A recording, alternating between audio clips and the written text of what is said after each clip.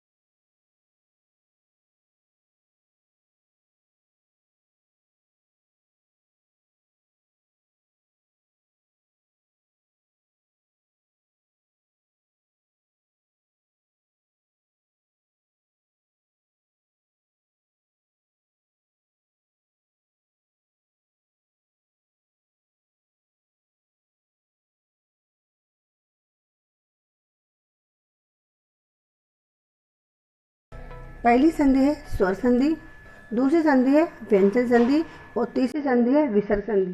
संधि तीन प्रकार की होती है, एक स्वर संधि, एक व्यंजन संधि, विसर्ग संधि। अगर हम इसको बार बार रिपीट करेंगे तो आपको साथ के साथ याद हो जाएगी।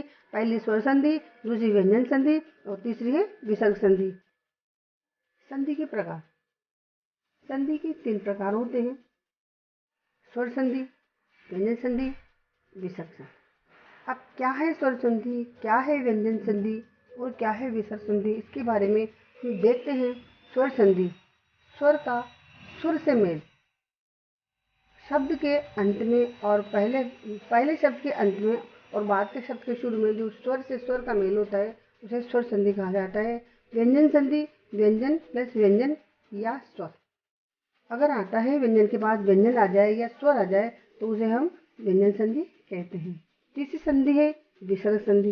विसर्ग संधि में स्वर के बाद व्यंजन आ जाए, विसर्ग के बाद या तो स्वर आए या व्यंजन आए, दोनों में से किसी का भी आगमन हो वहाँ पर विसर्ग संधि होती है।